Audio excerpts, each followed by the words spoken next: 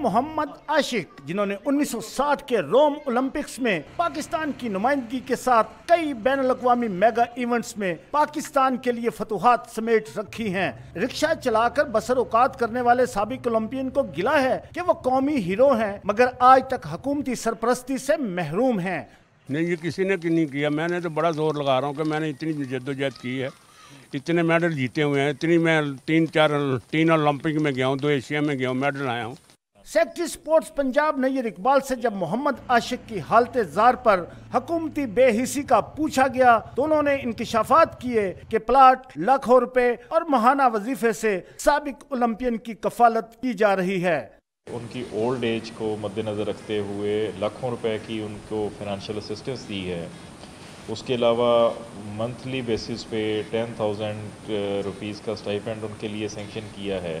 اگر ان کا کوئی کیس بنتا ہے، کوئی جینون ہے ان کے گریونسز، تو ان کو چاہیے کہ وہ آ کر مجھ سے ملیں۔ پنجاب سائیکلنگ فیڈریشن کے سیکٹری وقار حسین نے محمد عاشق کے منفی پروپیگنڈے پر افسوس کا اظہار کیا۔ کیمرہ مین انور خان کے ساتھ آفتاب احمد تابی، ڈان نیوز، لاہور۔